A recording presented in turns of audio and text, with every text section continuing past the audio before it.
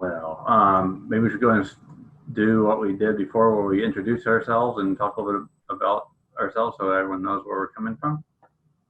All right. My name is Sam, and I have been working trying to advocate in favor of the foreskin for it's been quite a few years now. Probably seriously for the last 7, 8 years, I'd say at least. Um, the I started in college writing papers about the subject, and especially throughout my master's program, I wrote a lot about the foreskin and the problems with circumcision. And then I always try to take the opportunity to talk to people about it and try to persuade them, of the how science actually backs up the idea that circumcision is not necessary. There's absolutely no reason for it.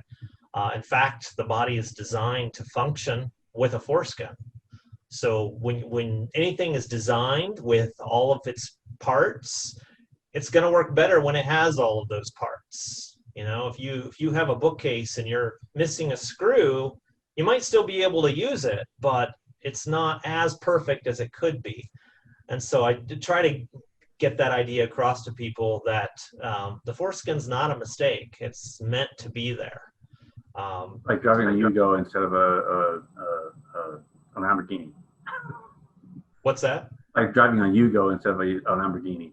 Yes, yes. If anyone knows what kind of car that is. I'm dating myself a little bit, I guess. So I'm always very, for me, I'm not circumcised. I have my foreskin, and I'm very happy and proud to tell that to people. I think too many people have been, whether it's through peer pressure, bad information, you have people who are embarrassed that they have their foreskin and things like that. And I think they need to realize that they need to be proud of it. And the more that we speak out about it, the more other people will realize, oh, other people, this is normal. We can have some positive influence in talking about, it's a great and wonderful thing. It's awesome.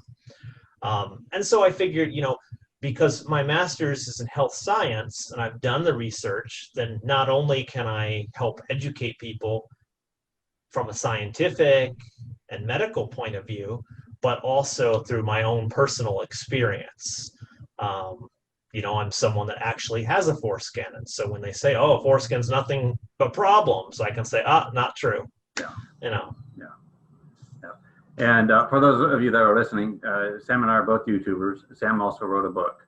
I'll post the link in the description of the video, and I'm sure Sam has several places on his YouTube channel where he's talked about his book as well. I am circumcised, or what I prefer to call a preputial amputee, and we'll get into the terminology here in a little bit. But I also have 2 teenage boys who are intact, and like many men that live in probably the U.S. culture, or even in lots of other cultures around the world, where it's typical to cut off the foreskin as young children. I didn't know anything about it. I thought of it as a flap of skin, a flap of extra skin, and I assumed that the medical community was doing something good for us by removing it. And luckily, before my first son was born, we were provided with some actual information.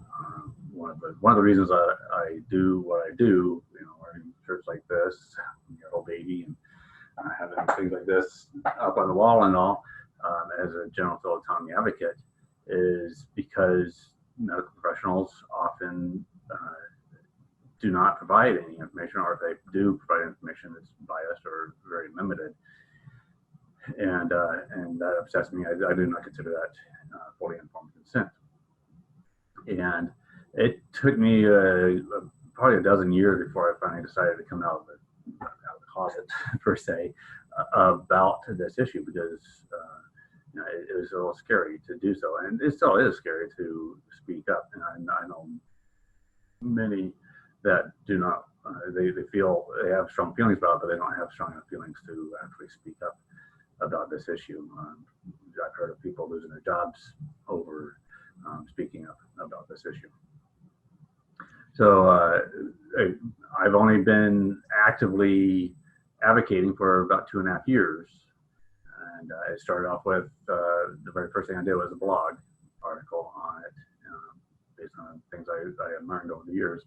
And a lot of that time also was just dealing with my own grief over my own loss. And you can't look at it as just one single loss. It's actually several losses.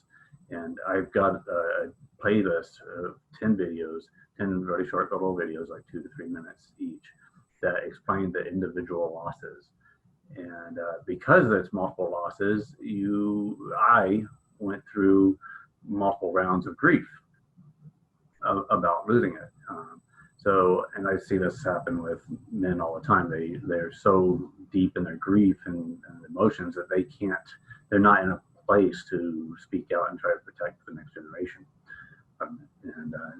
Some eventually they get through it all, and then they are all about advocating for the next generation, the babies and children, and not so deep in their own grief about the situation. I think too many men they stay in denial.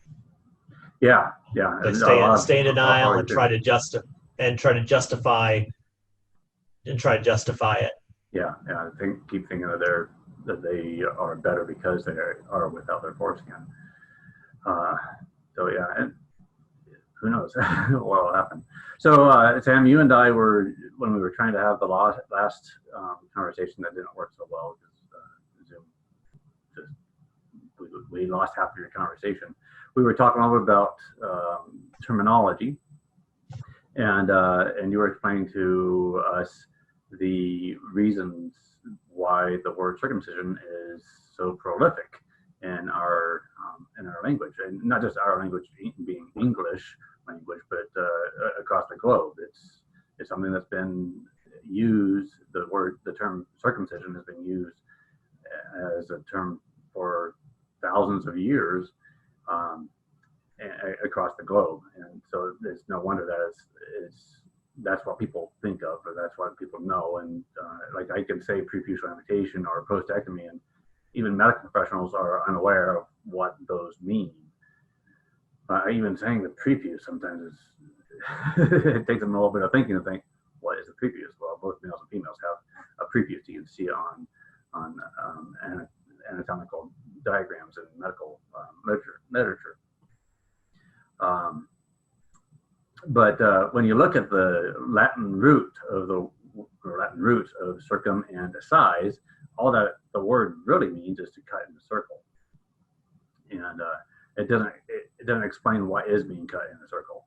And I have a problem with using that terminology. I find it unprofessional if I was a doctor or whatever, I wouldn't use that terminology, because to me, a lot of people hear the word circumcised and it's just automatically good. And when someone says anti-circumcision, like these people are anti-circumcision, well, it's like bad against good. Well, if you say things like preputial amputation, well, amputation is automatically bad. So bad. It clicks differently in their head. But yeah, we obviously can't start with that terminology. We kind of have to lead people to that place. So that's why I will use preputial amputation a lot in my terminology. Yeah, I myself use a variety of words, and sometimes people will criticize me for using one word or another, but I think it's important to use the words that will get across to the people that you're trying to talk to. If I'm trying to talk to a medical professional and I want them to see me as a medical professional, then to use the terminology that they use or that they would use in a scientific journal, to me, makes the most sense. I feel like they will take you the most seriously and maybe actually pay attention to what you're saying, instead of immediately just kind of saying, oh, he's crazy. and so I'll use those words. And some of that terminology has been used, like I grew up, using the word uncircumcised. I never, and still have never, seen it as a negative. I mean, if anything, it means I escaped the knife as it's a positive. I see uncircumcised as a positive. And so when I hear the word uncircumcised, I see that as a pleasant for thing, you, as a good thing. Yeah. And I think that a lot of how we view the words depends on how we associated with it all of our lives. Yeah. And I understand that people want to change the terminology, but I think also it's just as important, if not more so, we need to change people's attitudes about the words. Like for example, when people were translating the Bible into English, in the 1600s, whether it be the Douay-Rheims version or the King James, all of those men who were doing those translations, they had their foreskins. They weren't Jewish. They had their foreskins. And yet, they used the term, they didn't say natural penis or whole penis. They said uncircumcised, because that was just that was the normal one. In their culture, that was the normal one. And in that context, they had no problem with that term. I was looking up the words. Both French and Spanish have a direct translation to mean uncircumcised. And they use either not circumcised or uncircumcised, is the translation for the word that they use. Both the French and Spanish-speaking cultures are, by the very vast majority, they're not circumcised. And they never, so using that word, I've talked about this before. So my boyfriend is from Peru, and he grew up in a country that it's around 3.7 or 3.8% of men in Peru overall are circumcised. It's a very, very low number. My boyfriend, in fact, had never seen a circumcised penis before.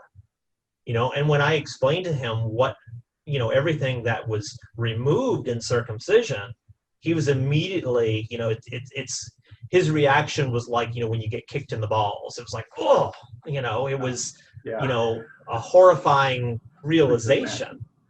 And he was like, not only very happy and grateful that he grew up in a country that didn't do that, but he was also happy that me, as his boyfriend, had also escaped that damage. And he immediately wanted to be a part of and help me with my YouTube channel. And so we started doing some videos together. And I think it gives an interesting perspective,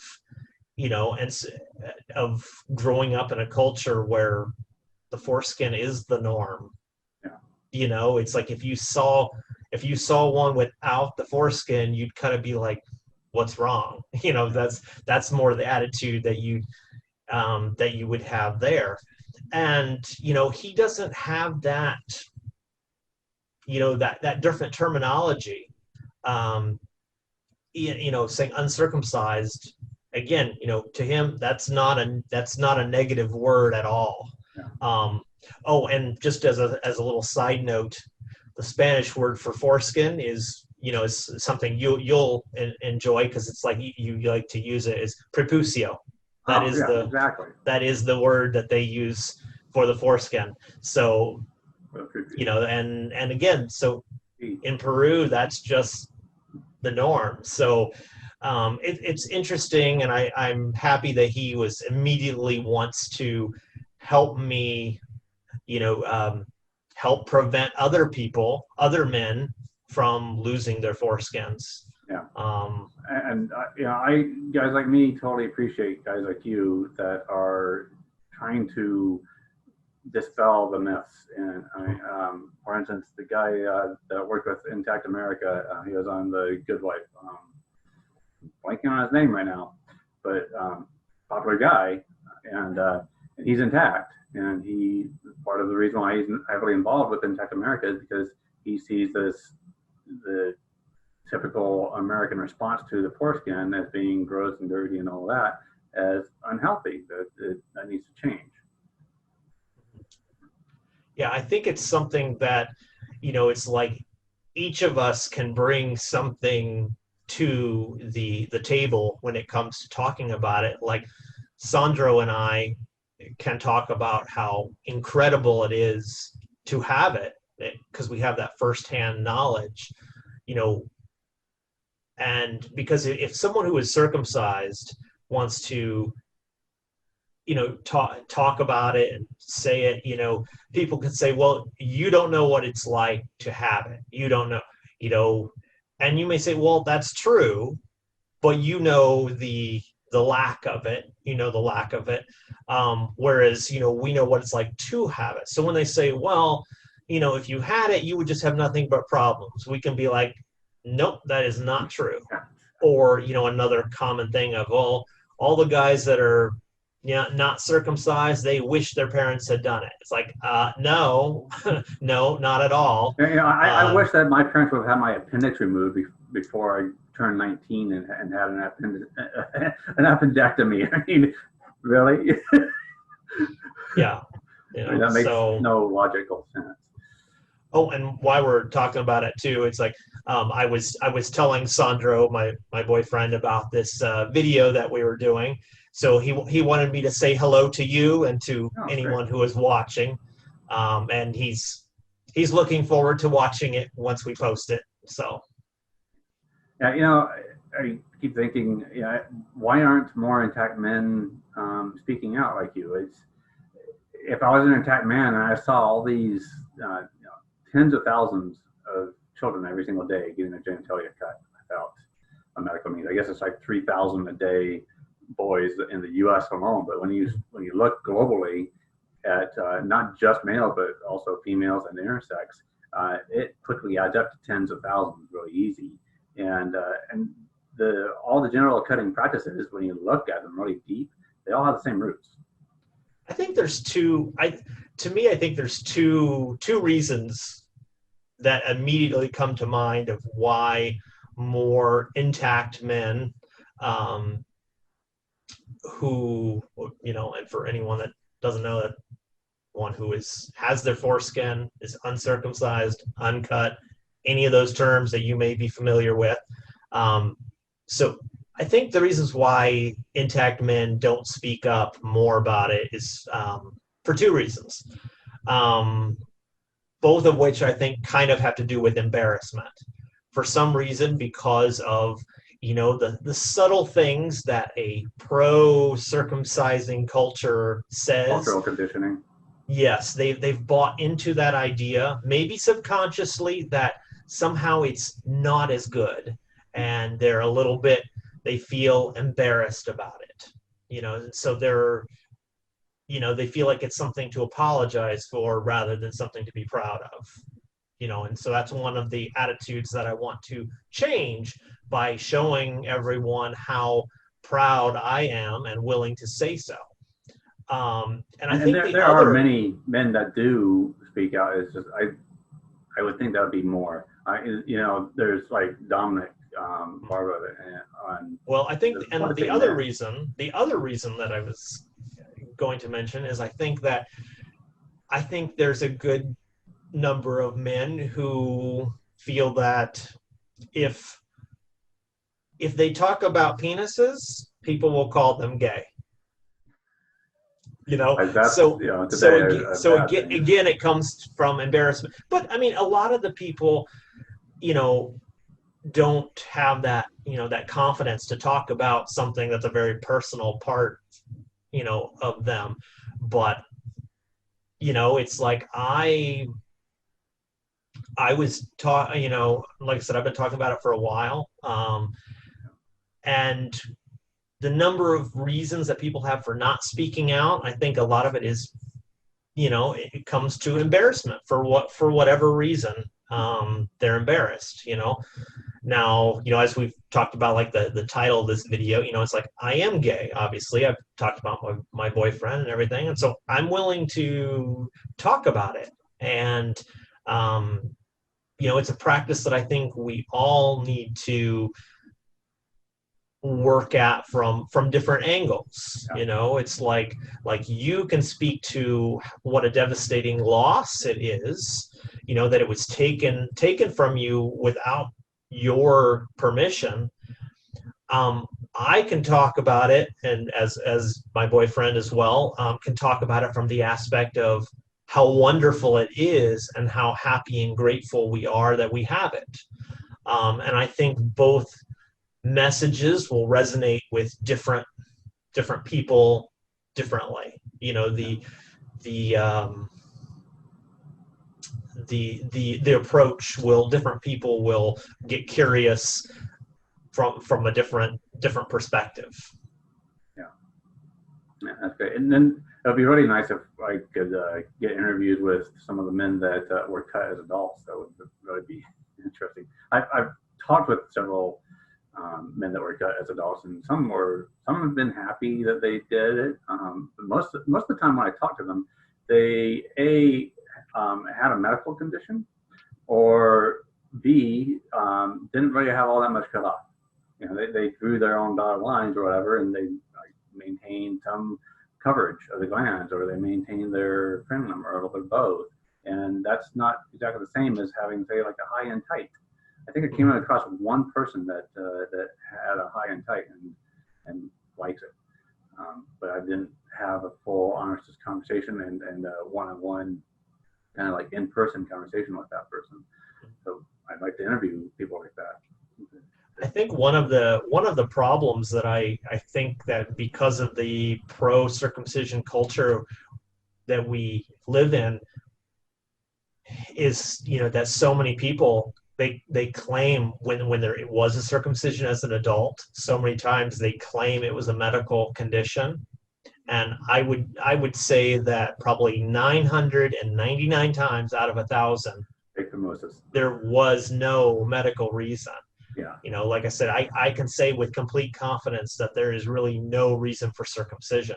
The common things that people will say are things that it's because they're not doing it right. Like one of the things I'm constantly saying is people have this obsession that they need to use soap inside the foreskin. Yeah. This causes irritation, and I wrote a paper on this, and it's in my book. And you've done videos on it too.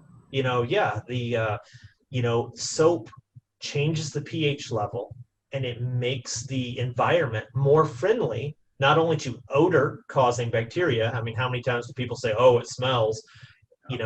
There's the soap causes increase in odor-causing bacteria, as well as it makes the environment more friendly to yeast, both of which causes redness, irritation, and things like that.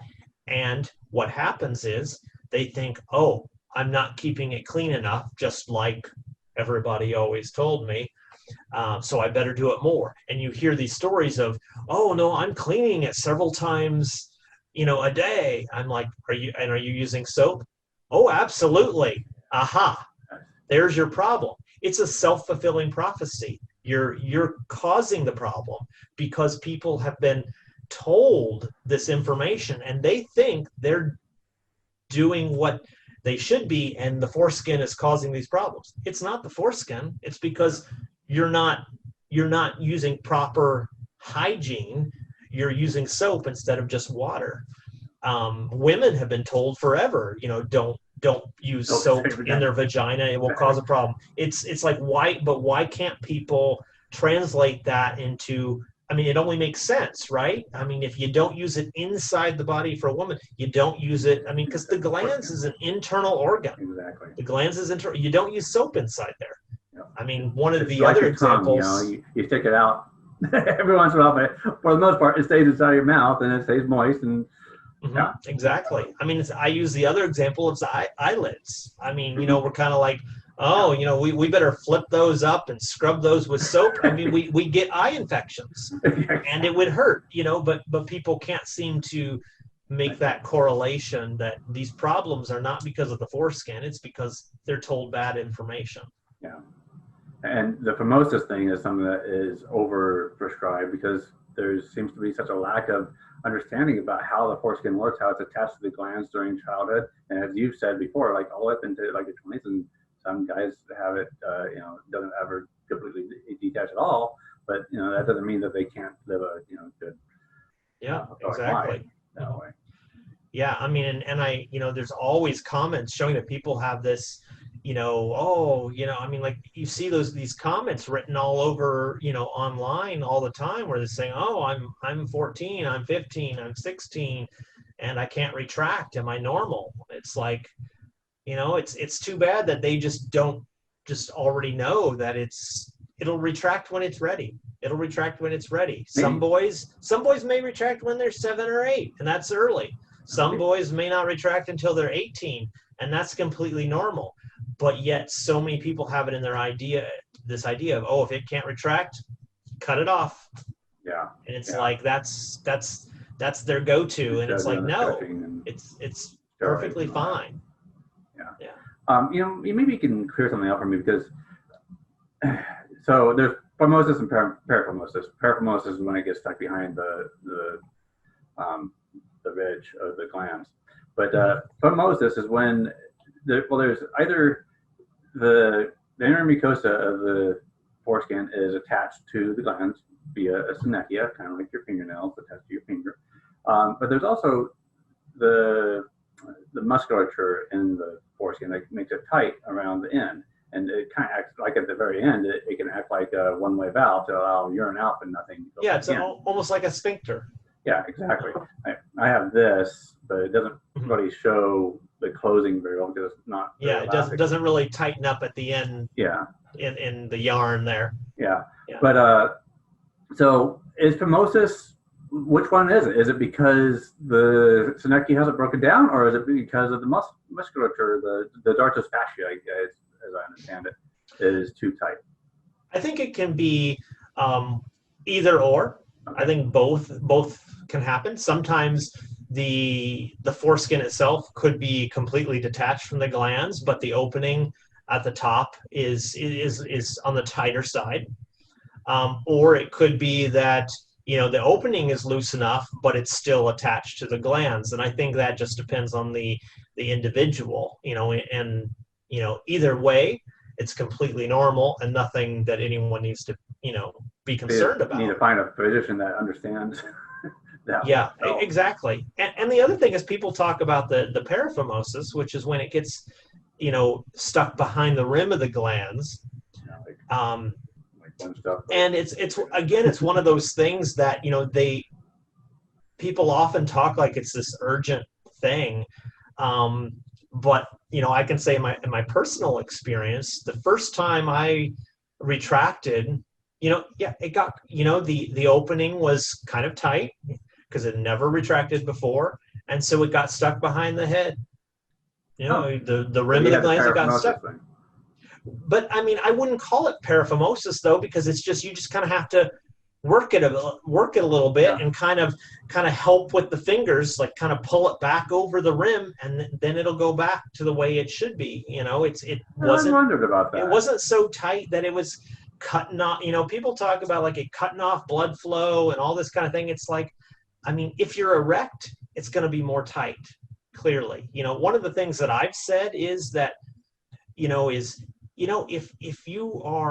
if you pull it back and it gets stuck behind the rim of the glands there, the first thing I would suggest is, because most likely you're erect, and so it's going to be on the larger side, is try putting it in some ice water.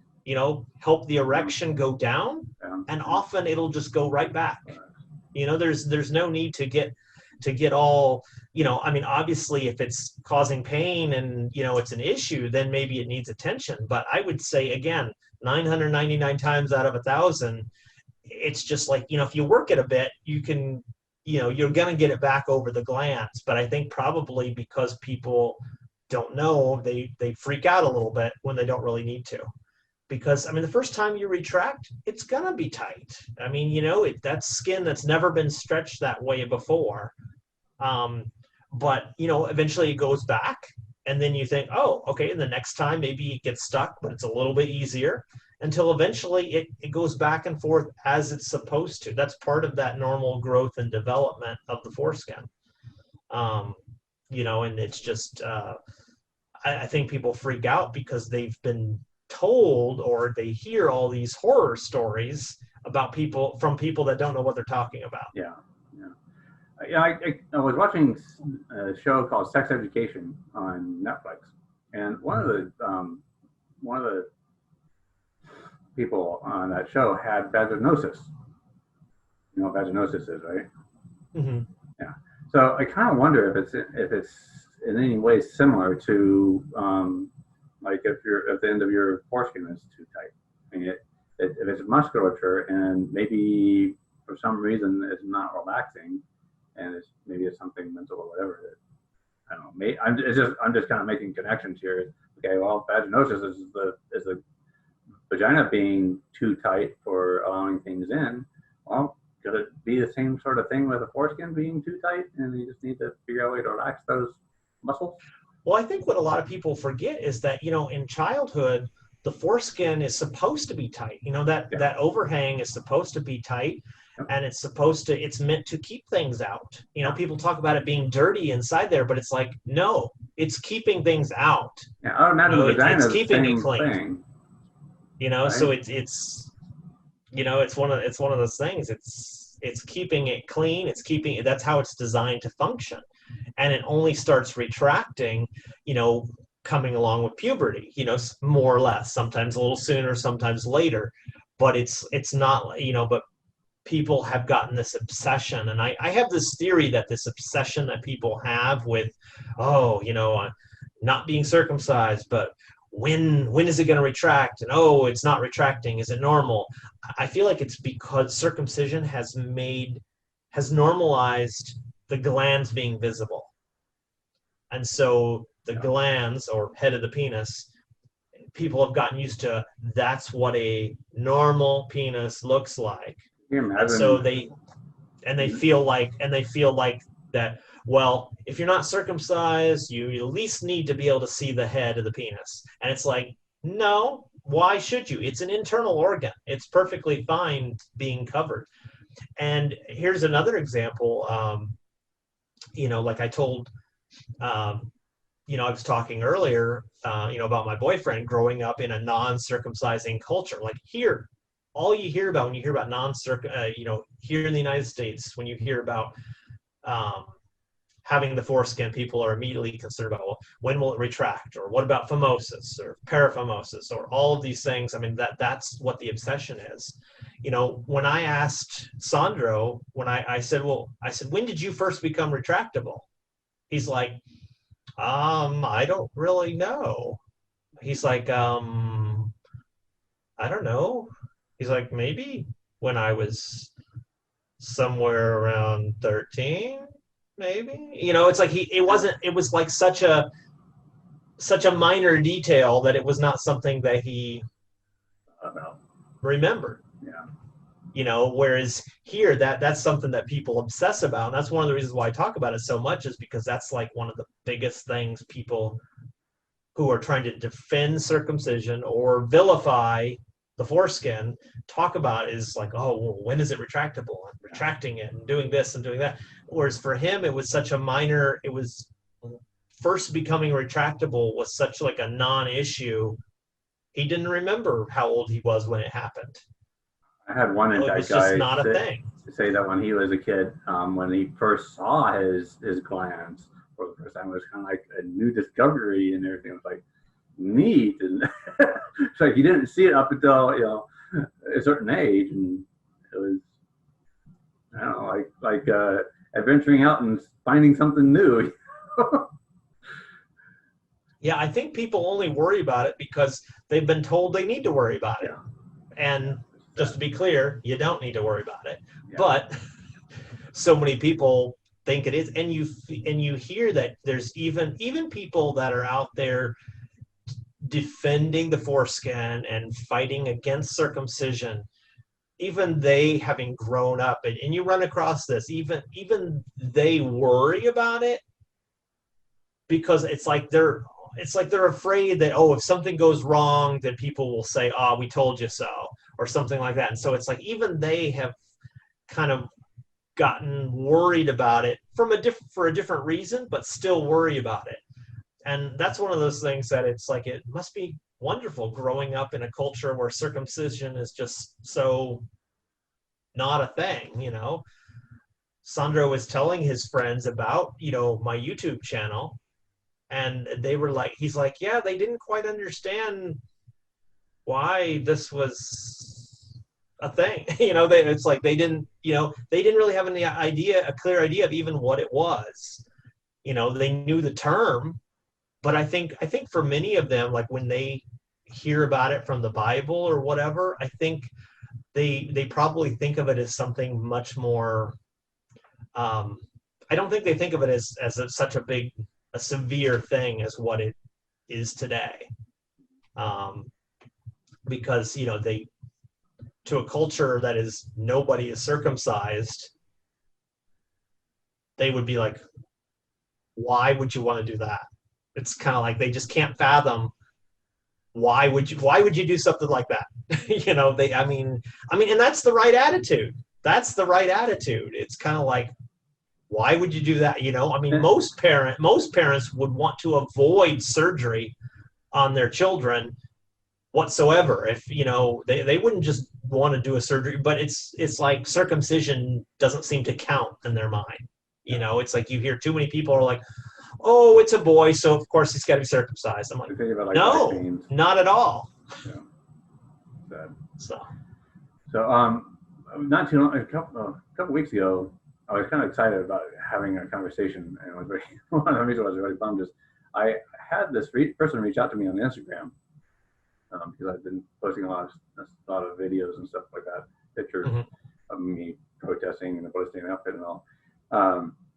And this person is gay, and he wanted to know why I was so passionate about it, and started going through the usual debate about, well, there's all the medical benefits. I mean, that's primarily that. He didn't even talk about religious side of it. It was all about medical benefits. Like, and then somewhere along the way, you know, we had the usual conversation about medical benefits, and said, well, that's all prophylactic. That's all preemptive cutting off of valuable body parts before a disease happens. And, you know, yeah. Anyways, we go through that all day long talking about that. But one of the things that really shocks me sometimes, and this is not the first time I've heard this from a gay person, is like we were talking about docking, something that I understand have to put gay in, and well, when you understand how the glands are supposed to be moist and everything, kind of like the vagina, that yeah, I could see wanting to do that, but the response of these men is like, ew, gross. Like, how do you get from being gay and thinking that is gross? That is a good question. I think the only answer is because they have been conditioned, like the rest of society, to think that, even though it's completely untrue. I mean, I find docking to be a completely pleasurable experience, and I can't understand how any gay man would find it gross. But again, they buy into that same, you know, they've grown up in the same culture, and when you hear those subtle hints, you know, if you don't find out the information for yourself, you just kind of assume that, you know, whatever, all those little, you know, they used to be called, you know, old wives' tales. You know, if you do this, this will happen. If you do that, that'll happen. You know, I mean, it's the same kind of thing. Those little myths that people are told, and they just hear them and they kind of take it for granted, and it, you know, and so that misinformation kind of gets passed down. And Yeah. unfortunately, just because you're gay, well, I mean, just because a person is gay, doesn't mean that they don't have those same cultural biases and things like that. Speaking as someone who is gay, I find that a pleasant thing. And so, like I said, I can't understand how people would find that gross. But I mean, I guess if they believe those lies that it's just full of germs and bad bacteria and all of that, then I mean, I guess that's where they're coming from. But I know that's one of the things also, it's like why I try to spend so much effort telling people, the medical, the myths and the scientific thing, because science backs having the foreskin.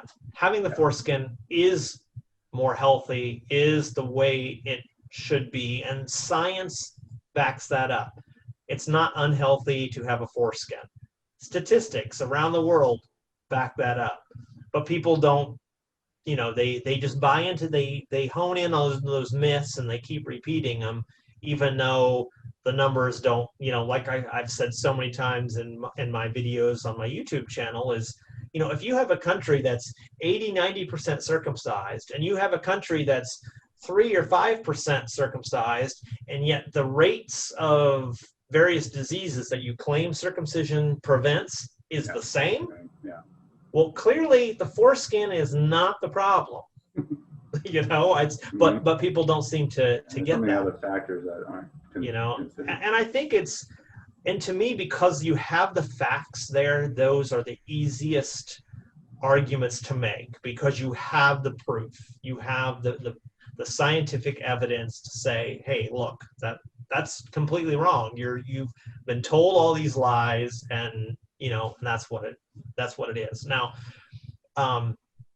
when people, there's people out there that try to argue like the religious arguments and things like that, and I think those are much harder arguments to convince people of, because religious things are ingrained in people so much, and there's not that.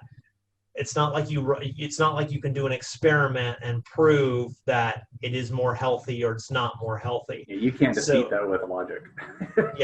So it's kind of like one of those things that, coming from a Christian point of view, Catholic point of view, I can explain to him how it's not part of your religion. If you think it's part of your religion, you're wrong. It's that simple. Because people that try to say that, okay, you can refute that. Now, someone who's Jewish, that's much harder, because it is part of their religion, and to try to convince them otherwise, it's a much harder way to go, because it's not like you can give them a scientific paper of the health benefits of having the foreskin, or showing that, well, it's not healthier. That's not going to mean anything to them. So I tend to focus more of my efforts on the scientific side of things. And if it's a Christian, Catholic, one of those Christian denominations, or I try to, I can do that and show that, but part of it is like, the whole goal is to reduce circumcision as much as possible. It's like, and the people that do it, the vast majority of people, if you say, well, why do you want to circumcise or whatever? Oh, it's cleaner, it's healthier, of course, the medical benefits. If I can get rid of all of those circumcision, then our numbers would be very, very small. So I'm like, I'm going to focus on that. Once people realize that there is absolutely no medical, health, scientific reason for it, then our numbers would go down drastically. When it comes to religion, I primarily just stop with a very simple premise, which is religious freedom And as far as I'm concerned, my religious freedom was not honored when I was a baby, right? And I just leave it at that. And I usually don't get too much argument back about that. I recently heard a little bit of argument about, no, it's not their body. It wasn't your body when you were a child. It's God's body, and because God commands this, then this is happening to you. But He gave free will. Yeah. But He gave free will. Yeah. So you can come back with He gave free will. So to impose that on another without their consent, yeah, it's not that other person's call to make. Exactly. And then people might say, well, what about baptism? And it's like, well, you know what? Baptism doesn't remove a part of the body. Yeah. Baptism, I mean, if someone doesn't believe in baptism, okay, you poured water over their forehead or whatever. Yeah. If you don't believe in it in a spiritual sense, then okay, what's it to you? You can go on with like it didn't leave you with a permanent scar. Yeah. Permanent part removed. Yeah. So anyways, as you know, I created that group on Facebook called Male Intactivists, and I created it because I wanted to just gather intact men like you to address the myths and confirm the functions of the foreskin. So like, you can look at the 16 functions or the 20 functions, 24 functions. I've seen different claims about them, and then so people, and it's a public group, so people go out there and look at the discussions that have happened with intact men answering questions. And if anyone has questions, they can reach out and ask that the question be posted in that group so it can be answered. Or I guess they also just send you a message on your YouTube channel and ask you to. Yeah, I mean, I try to respond to the vast majority of messages that I get there. Sometimes I miss some, but I do try to put a response if it warrants, if it warrants something, or if I've seen it. Sometimes I get notifications for some of them, but sometimes it doesn't always. I don't know. It's kind of a weird thing. Sometimes I get notifications and I can't find the message, and sometimes I get a message and there's no notification. So it just kind of, it's not a. Recently, not an exact science there. A couple of weeks ago, I jumped onto TikTok and started posting videos. I have over 300 videos on there now. And I don't know if you know TikTok, but it's 1-minute videos at the most. And I've had over 1.6 million views of videos. Wow. In 2 weeks. And the comments have gone bonkers. I can't keep up with all of them. But I have a fair bit of confidence that most of them, maybe not, maybe even all, are being responded to by fellow genital autonomy advocates. So that's pretty good. So anyways, I've never really gotten on. I mean, I've heard of TikTok. I've looked at it a couple times, but I've never really. I haven't gotten any account or anything like that. I wasn't going to. At least not at this point. I mean, maybe in the future I might go there, but I have not ventured onto that platform yet. I was not planning on getting on another social media platform. I'm on so many others, and that's so busy as it is with those. But then I discovered how TikTok works, and I was like, oh, I can really get in front of a lot of people by doing this. So, and sure enough, it's definitely worked to get in front of a lot of people that, instead of shouting into an echo chamber of, people that think and believe the same way you and I do about genital autonomy, I've been getting in front of a lot of people that are questioning it or challenging it or whatever. So. I think what's one of those things is, we were talking about this earlier of more people speaking out. I think it's one of the things that, any movement throughout history, something is a problem and people don't want to say anything. They don't want to say anything. It takes it takes those couple people to start speaking about it. Yeah. And then other people get the courage to speak about it until more and more people, people don't like, I think for the most part, we all have a fear of being the only one saying something. Yeah. But the bigger the group that we have saying the same thing, the more confidence people well, get. yeah. So it's kind of like, so the more we get that message out there, the more people see, oh, well, this guy, you know, he's talking about it. He says, you know, like I try to say that to anybody. So it's like, you know, maybe that person out there, you know, is about to have a baby, and they think, well, I saw that guy the other day was talking about, you know, how happy he was that his parents didn't circumcise him. Yeah. Or his boyfriend was really happy that neither one of them was circumcised. You know, I always heard that everybody wanted to be circumcised, you know, and maybe it makes them think when they start hearing people saying, you know, both they hear guys who were circumcised say, I hate that I was circumcised and nobody has the right to do this to me. And then they hear I'm so glad no one did that to me. And then maybe when they go to have a baby themselves, they're like, I've been hearing this more and more lately. Yeah. You know, it's sometimes your you can use that. Your picture with your boyfriend has been very valuable on Twitter and Facebook. Whenever anyone starts off with the sexual preferences idea, like, well, women like it, or it's like, well, you don't know, he's going to be straight, heterosexual. You know, so we'll post pictures not just of women that, you know, wear shirts that say, you know, foreskin's great or whatever, but also a picture of you and your boyfriend. You know, yeah, like I told you, it's like I have the pictures like that I've made, like with the meme with the words that say, you know, that have, you know, we're so happy, you know, that we're not circumcised. We would never want to be circumcised in a million years. I've also I've created, like, you know, we talked about, I've created some shirts that have said, you know, some things that, you know, once this coronavirus thing allows some travel and we can, you know, we will be taking some more pictures, making some more memes with those shirts.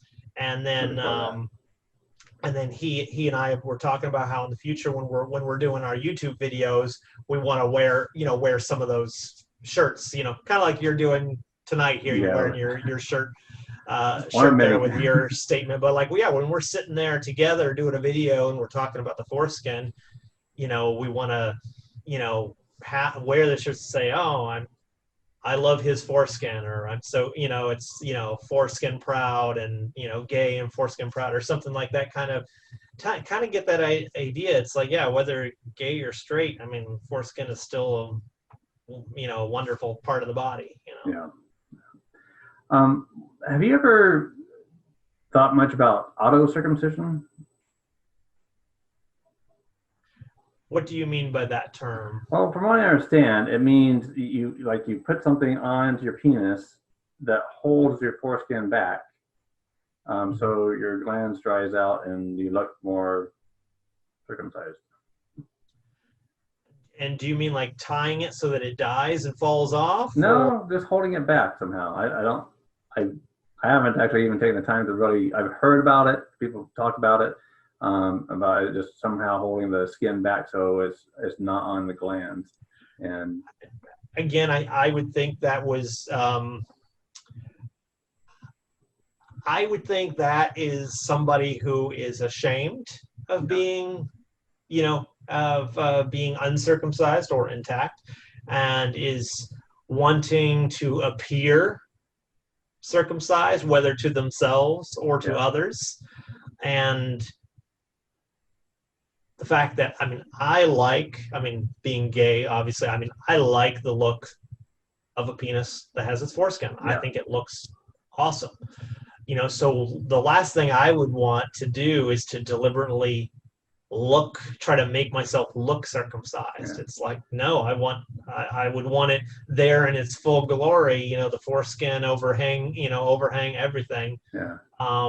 So I mean, to me, I would feel like that almost seems like people that wish they were circumcised and are trying to kind of do it without actually going through the procedure, and have kind of bought into the some of those ideas. I mean, that's the only reason I could think of it, because I mean, like, when you've grown up with a foreskin, why you would want to act like it's not there, Doesn't make any sense to me. I watched this one video where this guy said that he did the auto circumcision thing to hold it back and let his glands dry out and had his glands rubbing on his clothing, and he was just driven absolutely bonkers because it was, it's too sensitive, right? And even being a cut guy myself, my meatus area gets very sensitive, like particularly with swimming trunks. If I'm not held tight, if my glands are not held close to my body, that rubs around and that gets really uncomfortable. So I can just imagine if you had full sensation, no keratinization, everything in your glands, having that exposed and rubbing on your clothes, I would think that would be very uncomfortable. And I often imagine what it would be like to have skin actually protecting my glands, especially in case I'm going to the swimming pool or something like that. Yeah, the only reason I could think of someone doing that is because they don't really like or don't appreciate having their foreskin. Because I can't think of any good reason for it. Yeah. So one of the things that I've heard someone call this a myth, but I don't see how they could call this a myth, but it's the rolling mechanism.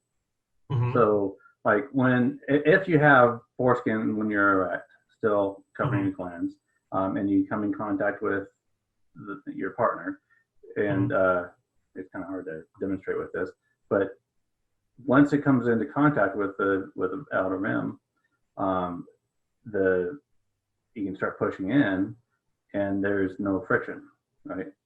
Because it unrolls. Right? I would say that gliding action of the foreskin definitely reduces the friction. Yeah. Now others say, well, I don't want that friction.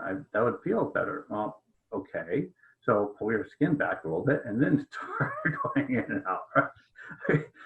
Why is it so complicated? Yeah, I don't know why they would.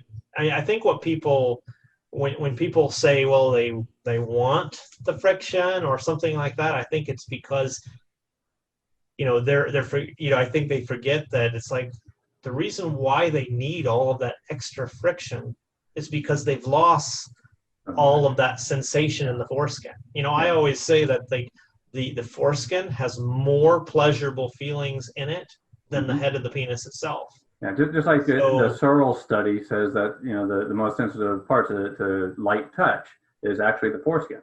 Like if you pull it down, you have the part that was hanging over your glands as well as the inner mucosa, and all of that is more sensitive than the rest, and that's all what gets cut. Right? Yeah, and also that part that the very end where it overhangs, that part is also very pleasurable, very has a lot of sensation to it as well. So yeah, it's one of those things that it provides a lot of that. When you remove all of that, you remove a very real part of the experience, and how it was, again, how we've talked about at the beginning, it was designed to function with the foreskin, that foreskin going back and forth. You don't need to having that rolling, that sensation is much better than if you're just if it's like two hard surfaces going together and just pure friction, that's gonna that's gonna cause some irritation there. Yeah, that's why you need KY jelly. You keep that market going for KY jelly. Keep chopping off those foreskins. Oh my. So the whole idea to even compare the foreskin to, say, a cuticle on a fingernail. I saw a doctor talking about this, and I put it on my TikTok recently. Or calling it an extra crop of skin. Both of those are so bad comparisons. Right? Oh yeah, it's so much more than that. It's so much more than that.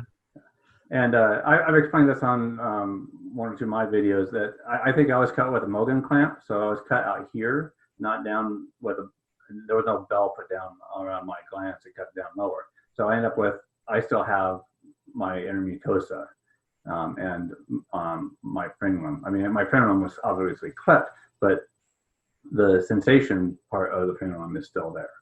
And I never really thought about it until I think it was American Circumcision documentary where Glenn Callender, I think, talked about how sensitive the frenulum is, and how he could just touch it lightly and that would get him going. Mm-hmm. And I've been paying attention. It's like, yeah, that is the most sensitive part. That's really where things really come from. Oh my gosh. And I never thought about it before, all this talk. I've never discovered or, thought about that close of detail about my own genitalia without this whole issue. Yeah. Yeah. And I think it's one of those things that any guy who is not circumcised and says he wishes he was, I think it's that peer pressure or those stories that he's heard, and he doesn't realize. I think such a guy does not realize what he would be losing. I was taking these two guys to Halloweeny in LA. I was driving Uber or something like that, and so they were all dressed up for the queer thing, neat outfits and everything. And I had enough time to actually talk to them about this. And one guy was cut, and he was like, "Yeah, my decision." And the other guy said, "I kind of think that maybe I should have been cut." I was like, "Dude, do you understand what they cut off?" And I started explaining it to him, and it's like, I think he was in shock. He didn't know what it meant to be circumcised. He didn't understand what would have been taken away from him. So I found that there's guys in the United States who don't know. They're like, "Well, I'm not sure," and it's like, okay, if you don't know, then I'm sure you're circumcised. Because if you're not, but yeah, it's like so many people, don't know, and but it's like they look at it as that's the normal penis, and it's not. I mean, a part of it was removed that should not have been. And that's where it's like, it's such a difference. Like, just, like when I'm talking with Sandro, who growing up in Peru in a culture that does not circumcise, it's like, like they can't fathom why people, why somebody would think that's a good idea. I mean, and here's the thing, it's like Sandro didn't even realize before, he and I were, became boyfriends, that it was so common, in the United States, and so like when I told him, how many people are circumcised, especially around the Midwest where I was born, around the time I was born, all of that, I mean, it's, an unbelievably high number. I mean, that made him all the more happy that I still had all of my parts, because that's, as my boyfriend, that's relevant to him. Something was not taken away from me that, that belongs now to the both of us, so. Yeah, it's kind of funny too how many men don't even know whether they are or not. They haven't really taken time to understand what it means. Like, for instance, the guy that Captain Picard on Star Trek. There's a video on YouTube where he didn't even know he's actually intact. He thought he was circumcised, and he talked to his Jewish doctor, and like, "No, you're intact." I remember reading that, and I'm kind of like, how do you not know? I mean, I guess if you never ever think about it. Well, actually, one of my top YouTube or my top TikTok videos is of a woman that basically says almost right away, "I didn't know what it meant to circumcise when I brought my son in to the pediatrician." And the pediatrician basically sold her on doing it. And the husband, the dad, was circumcised himself, so he thought that was a good thing. But they both went back to watch the procedure, and they felt really bad about doing it. Yeah, I mean, when you think about it, it's a horrific procedure. It's like, why anybody would think that's a good idea. It's hard to believe that people have been so brainwashed into thinking that this is a good idea. Somehow they think, oh, it's a boy, got to be circumcised. Yeah. Oh, it sucks, but I know it'll be better for him in the long run. They've been so brainwashed into this train of thought. It's just not true. Not true at all. Question your cultural conditioning. Things can change, just like so many other things in our history has changed. Slavery's changed, and pride, gay pride has changed things a lot in the world. One of the things that I hope that, like by me talking about it as a gay man, and my boyfriend obviously as well as a gay man, and us talking as a couple, I hope will reach people that are other people that are gay, to help also to increase that awareness, because men and women who are gay, lesbian, LGBT, have really, it's like, I would hope that they would understand this, because they have been fighting for the right to be who they are, to be themselves. And so it's like, this is a physical to be yourself, to be yourself. And so I hope like that concept of it, that aspect of it, of something not being decided for you because it's a cultural norm, I would hope that idea would resonate in those communities, all the LGBT people out there. I would hope that would resonate with them, and because they're very active in talking to people about things, and so they can have a great influence even if they themselves are not having children. They may be adopting, and when they go to adopt or have a surrogate or whatever it might be, they can be like, oh, no circumcision, no, absolutely not, and they can help promote that idea as, this is part of being who you are, who you're meant to be, all of those things. It also means that body parts aren't being removed without your permission. And there's actually multiple cases where intactivists have been blocked from being part of Pride events. Mm-hmm. I think there's something that, if people listen, I think it can resonate with people who understand that concept. Now, that doesn't mean that, you're not going to have, like you were mentioning earlier, doesn't mean you're not going to find a gay man who says foreskin is gross, because they still grew up in the same culture. And so some of those ideas are very hard to overcome. But hopefully they'll learn the truth and come to appreciate it. So, well, I've covered, I think everything that is on top of my head with you. Is there anything else you want to cover? No, I think it's been a great discussion. It's the first time I've kind of done one of these, the online back and forth. So I think it'll be, hopefully it'll be of interest to people when they look at our YouTube channels. Can't wait. So. Okay, Sam. Well, I'm going to stop recording now. Thank you, everyone, for watching. Thanks.